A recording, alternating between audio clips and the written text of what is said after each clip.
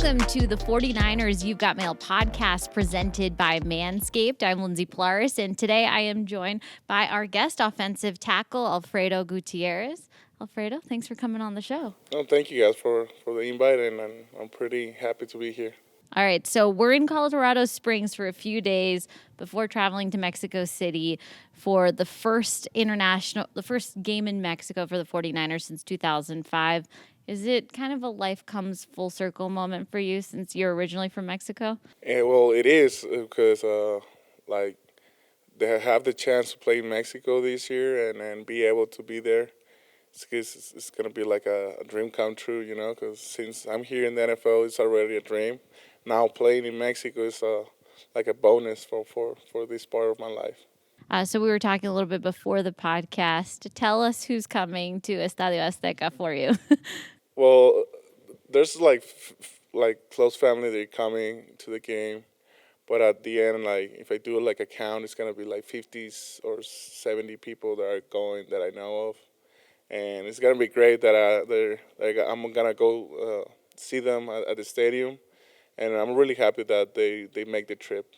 So you said that you actually have never been to Estadio Azteca. What have people told you about the stadium? Yeah, I've never been to the stadium, but I have heard that the stadium is like really big, really loud, and there's a lot of big fans of the 49ers in Mexico City. So I'm guessing there's gonna be a big game and loud, and I'm just hoping they sing, the typical Mexican songs in the stadium, so they get the people going.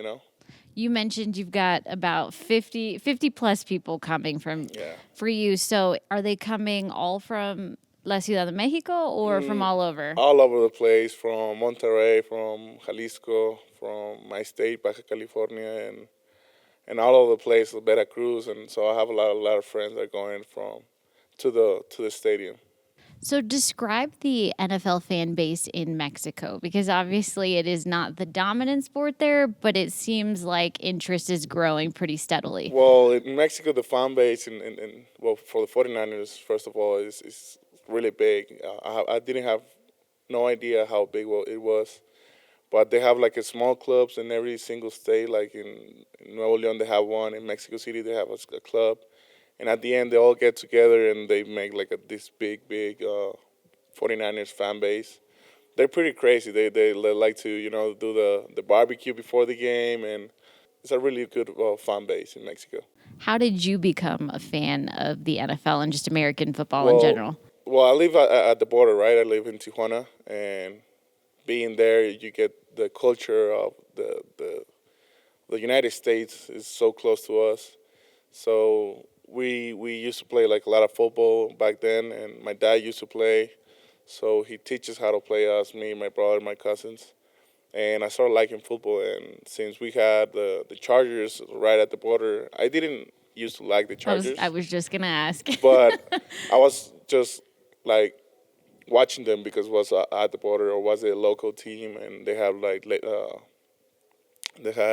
Damon Tomlinson. So it was pretty enjoyable to watch the games, but that's how I started liking football and started getting to know. But my first sport that I played was soccer. And so I had a couple of your offensive line teammates, Mike McGlinchey and Jake Brendel, on the podcast last week. They said that offensive line just happens to people. You don't dream of becoming an offensive lineman. Is that kind of how it happened with you, or is your story a little bit different? Well, it makes sense because I started playing as a running back when I was little.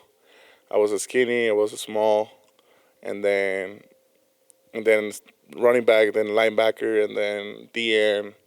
And when I was like 15, 16, I started like growing up a lot, getting fat, and I started having this offensive lineman body type, and I turned out to be an offensive lineman. And actually, I was doing better as an offensive lineman than all of the rest of the positions that I play off. That's kind of what Mike and Jake said. So did you have to put on weight and really work at that when you were switching positions? I mean, some people do, but for me, it came naturally. So I started eating a lot of tortillas, a lot of tacos at night, and and start getting the weight. Start like getting taller and taller. One time I got sick for like 6 months straight, and as soon as I got better, I tried to put some jeans on, and they didn't fit anymore. So this actually is a good place to start with our fan questions. So Manny from Mission Valley wants to know, you're one of the tallest guys on the team, if not the tallest. Where did you get your height from? For my dad is 6'8", and his parents they're not that tall, but not that small.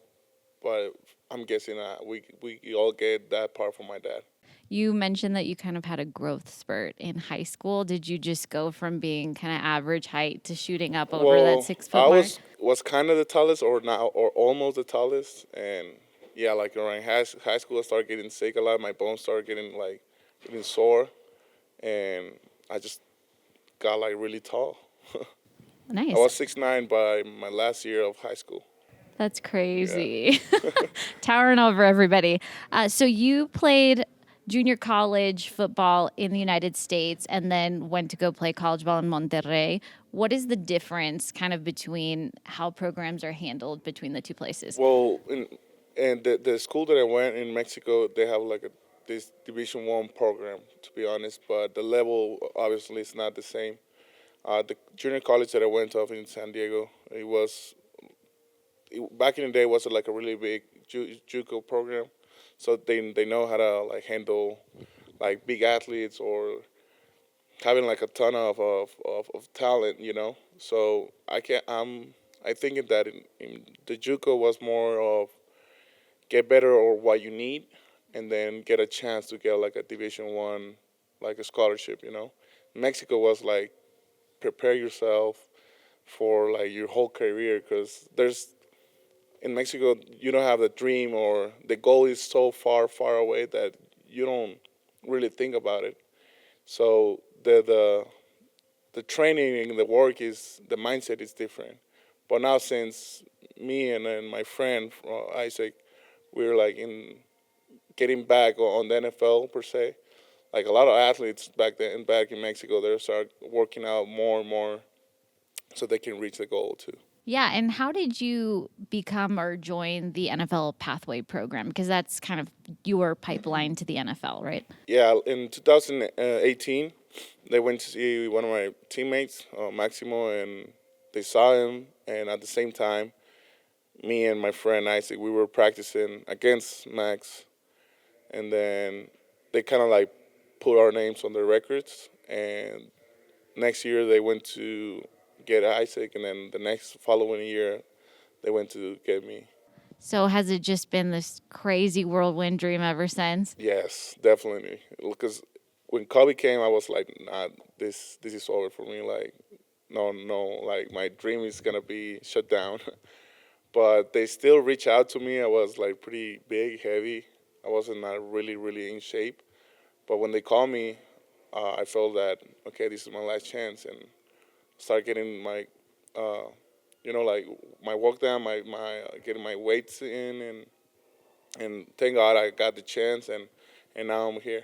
So you actually got to play your first NFL snaps this preseason. Can you just tell us what that moment was like? And then afterwards, I mean, I think even topping that, Kyle Shanahan actually awarded you the game ball. Yeah, that was awesome. I mean, I didn't thought for that I was gonna play, to be honest, but I got into extra point, and all my nervous, it went away. But when I came back, I think when two drives came by, and then Coach Shanahan yells to my coach Chris, like I think put on Alfredo. He said something I don't really remember, but I turn to look my coach Chris Foster, and he's like, yeah, you're going in, like get ready. And all the guys like Trent Williams and Banks and all the guys that were like having fun or laughing because I was like really nervous or impressed. And then I got in, and those four plays that I have, they're still in my head. I don't want to like miss those moments because there was one of the most happiest moments of my life. That's awesome. So that's actually a good place for another fan question. Danielle from Fremont wants to know, what's it like playing with Trent Williams, and what's the coolest or most significant thing you've learned from him? Well, the patience. He told me, hey, just learn what you have to do. Be patient and be confident in yourself, and you're gonna be great. That's one thing that he told me my first year, and that's one thing that I'm trying to improve. Be more confident so I can play better. But what I learned from him, or what I see, is that he's a freak athlete. He can do anything. He can run. He can pass pro. He can run block. I guess if you give him the ball, he can run the ball. I would love So to see so that. yeah, like he's like a freak athlete, and you don't see that a lot. So I'm really blessed that I'm his teammate, and I'm able to watch him play. Yeah, you're learning from one of the Yeah. best. So everyone says on the team, or I've heard this a lot at least, that you're their best friend. So who is your best friend? Well, like everybody's my best friend too, because I mean, I just hang out with everybody, talk with everybody, have the opportunity to meet like everybody. This is once in a lifetime. So I'm not the typical guy that has groups. If somebody needs a hand, I will reach out and give my hand to them. So, but I can tell you that the closest friend that I have is my room in the online room. And I hang out with them a lot. Last year, my rookie class was Jalen, Elijah, Trey Lance, Banks, and Ambry Thomas. So I hang out still a lot with those guys. We talk, we text or whatever. So I just hang out with a lot of guys.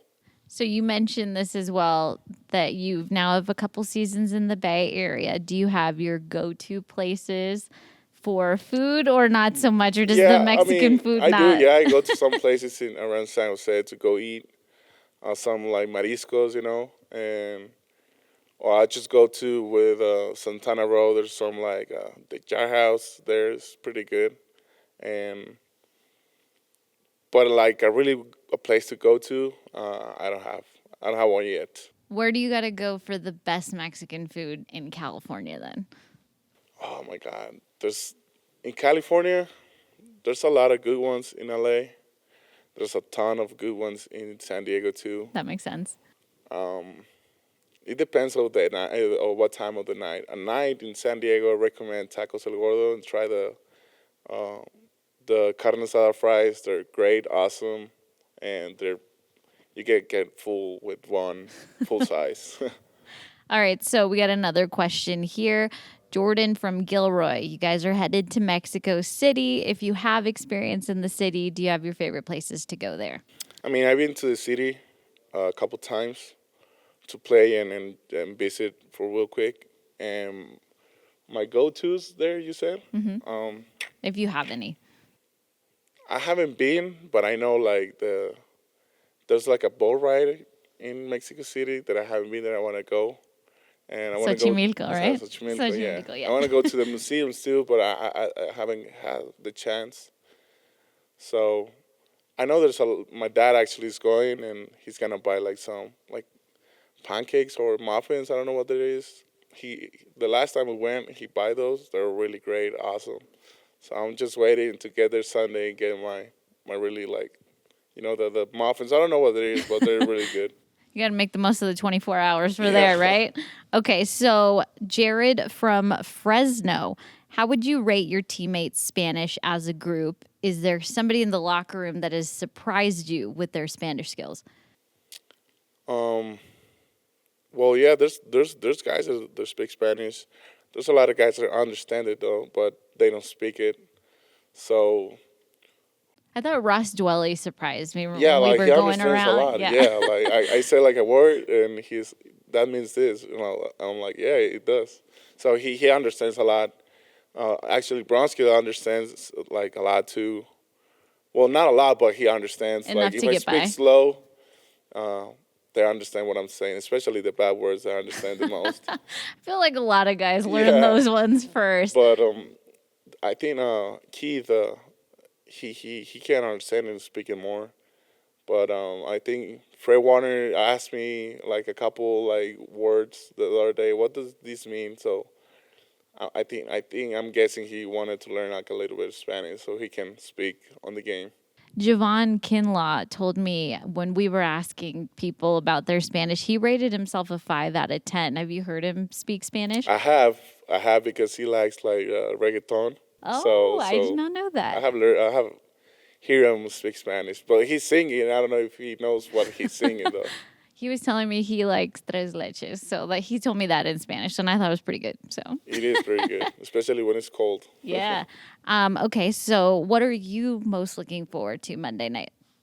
The win, obviously, I like right? that, But the win. to see my family, see the fans, can't wait to see the progress of the game, especially win the game, and can't wait to see the guys, all my teammates, to enjoy a really good night and a really good Monday night game in Mexico City. For all our non-Spanish speakers, why don't you tell them some Spanish phrases that are going to be useful for Monday night? I can say a couple like "Vamos Niners." That's an easy one. Vamos Niners. "Vamos Niners" can be the universal word, you know. So What if for you're everything. cheering on the defense? "Vamos defensa." Vamos defensa defensa. is another one. You can use the other one for ofensiva too. All right, cool. And just any parting thoughts for our faithful about traveling to Mexico City and playing in that international game? I mean, all the faithfuls that are going to Mexico City, enjoy the city, have fun, eat a lot, especially, but take care of yourself.